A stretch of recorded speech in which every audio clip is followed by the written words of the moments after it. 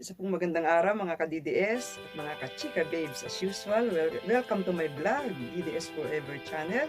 Ang pag-uusapan po natin ngayon ay tungkol kay General Morales na bigla na lang nag-disappear sa Zoom. Pag-uusapan po natin yung kanyang pagkatao nung panahon ng mga Marcoses, okay?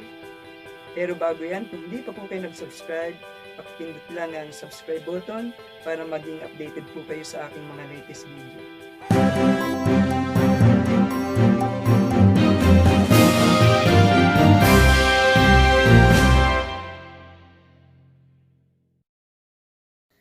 Ito po yung kuhang litrato ng time na nahuli po siya sa kanyang assassination attempt kay President Marcos.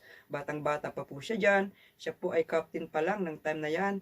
Ito po ay nangyari ng 22nd of February, 3 days before the EDSA Revolution. Siguro may mga nag-uutos na, may mga siyempre bumaliktad na. Hindi natin malamang kadahilanan kung sino po yung nag-utos. Pero napakalakas na po ng movement para patalsikin ang Marcos. Kaya nga sinasabi ko 3 days, nagkaroon po ng... Ay hindi, simula na yan ang EDSA Revolution. 23, 24, 25.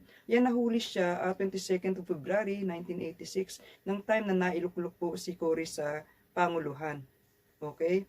Yan po yung itsura niya nung captain pa lang siya. Tingnan niyo po. Ayan po. Tapos, ngayon, matanda na siya. Ayun, sa taas, medyo nakalbo na siya. Ayun, sa kakakurakot siguro sa PhilHealth. Kita nyo naman kung ano nangyari sa PhilHealth, di ba? Na bigla na lang siyang nag-disappear sa Zoom, kasagsagan ng hearings ng Kongreso. Ano po ibig sabihin yun? Di po ba mayroon siyang tinatago? Doon naniniwala po tayo sa kanyang alibay na siya po ay may sakit, kaya hindi siya makakadalo physically. Kaya sa Zoom na lang, hindi po siya makakaligtas kasi meron ng Zoom online, wala na siyang dahilan kung bakit mag-excuse, absent physically. Pero nangyari po, natakot siguro sa mga interrogation ng ating magigiting na congressman. Kaya yun, biglang nag-disappear. Iisa lang pong ibig sabihin yan eh. Kasi noon, nag-traitor na siya kay Ferdinand Marcos. Ngayon pwede niya uling gawin to. Ang question doon, paano po siya napagkatiwalaan ng ating Pangulo na maupo ron sa PhilHealth na alam naman po natin maraming pondo ang ating kababayan, bilyon-bilyon. We're talking about money here. Kung siya pong nakaupo ron at hindi mapagkakatiwalaan at merong may pagkahudas tulad po ng ginawa niya kay Marcos, maaari din niyang gawin yan sa pagnanakaw ng pondo ng kaban ng bayan.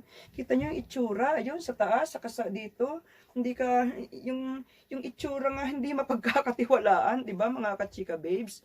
Tapos doon naman sa taas, yung sila ni Marcos yan, nang hinuli na siya, nahuli po siya, nadakip siya. Yan na po yung February 22, 1986. Yan po yung nagsisimula ng magkagulo, nag-snowballing na ang rally sa EDSA Revolution.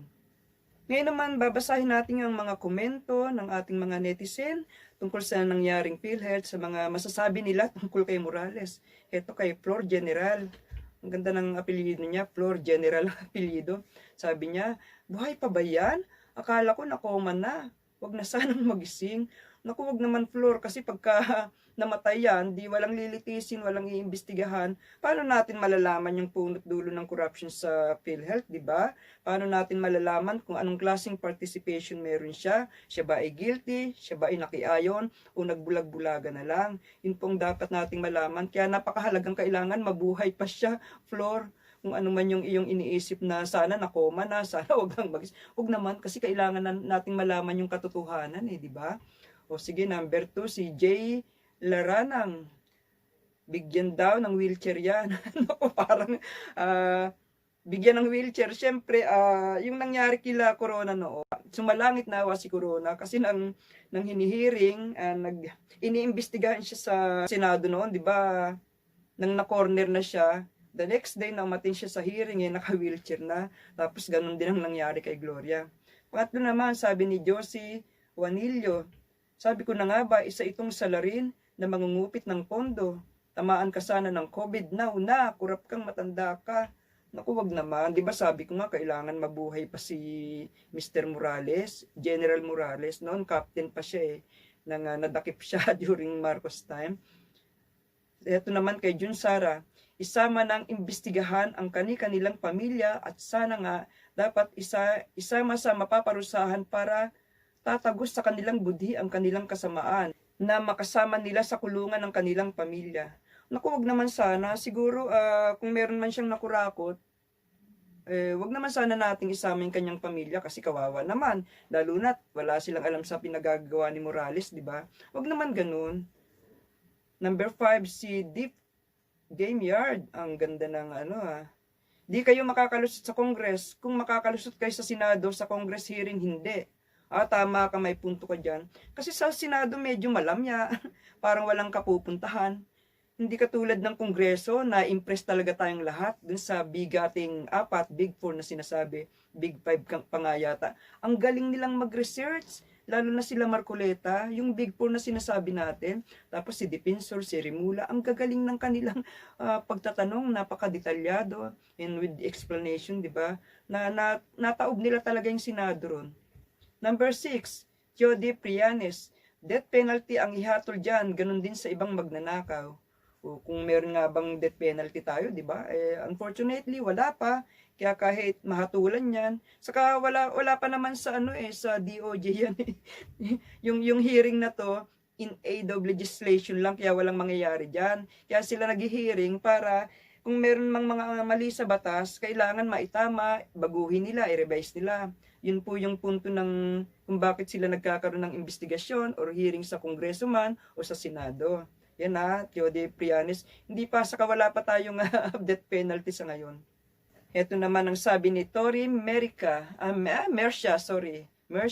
imposibleng walang nakurap si Morales. Balitang PhilHealth. Ayun, ba't ba napunta ako ron? Imposible raw walang nakurap si Morales. Oo nga, imposible nga. Kasi yung tinanong siya ni Tito Soto noon, halatang halata na may pinagtatakpan siya. Medyo lumilihis ng konti, umiiwas sa tanong. Saka yung pagmumukha po, parang sabi ko, mukhang hindi mapagkakatiwalaan. Hanggang kaya nga pinag-usapan dito ngayon, unang-unan, di ba nawala siya sa Zoom, na nakaduda-duda. Parang si Palos, bigla na lang nawala. Tapos nang una nga, biglang nagkasakit. Alam naman natin na meron siyang cancer pala.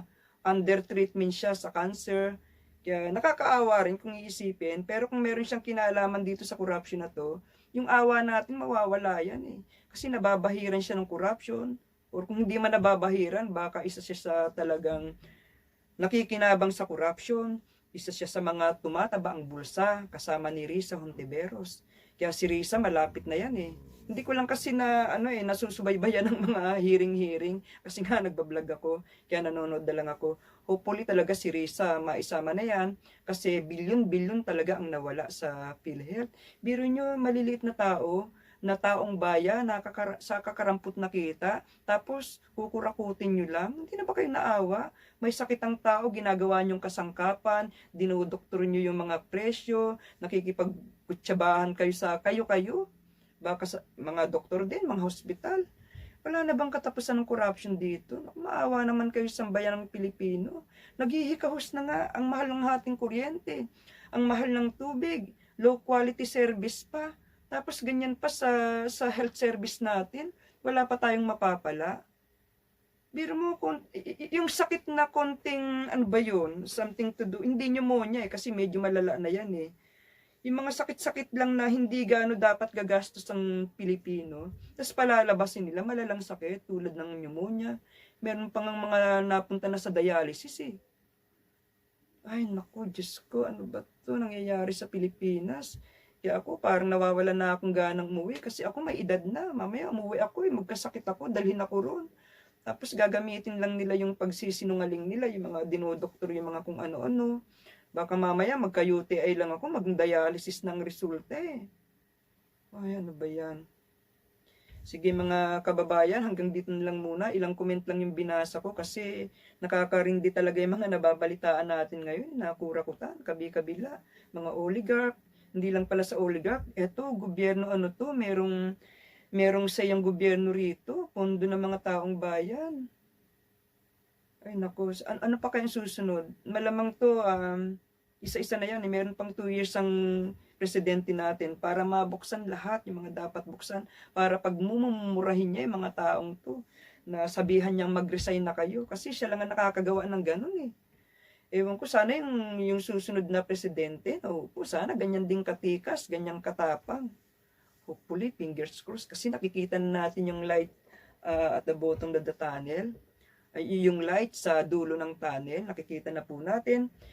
Bukod sa war on drug, bukod sa corruption, heto nga hanggang ngayon, corruption issue pa rin. Yan na po yung mga bill, yung mga proyektong siyang magpapaangat sa ating ekonomiya, lalong-lalo na pagkatapos ng pandemic. More than 4,000 na pala na bridges ang natapos, naayos. Ang ilang kilometers of road na ba? 40 kilometers ba yun? Dati 9,000 kilometers lang ang alam ko. Ngayon 4,000 kilometers. Biro nyo, ang haba po nyo, ilang beses kayo magpapabalik-balik sa Japan, yung road na natapos. Iba pa yung mga eskwelahan, yung mga airports, yung mga seaports, yung mga pagbabagong nagaganap dito po sa ating bayan. Kaya napakahalaga po na hanggang sa huling sandali, samahan po natin ang ating presidente sa kanyang ginagawang pagbabago sa ating bayan, lalo na ang corruption, napakatagal po na issue niyan. Kaya hanggang dito na lamang po mga ka-DDS, mga chika babe. Kung nagustuhan niyo pong aking video, please don't forget to like, share, comments. At kung hindi pa po kayo nag-subscribe, pindot na sa subscribe button para maging updated kayo sa aking mga latest video.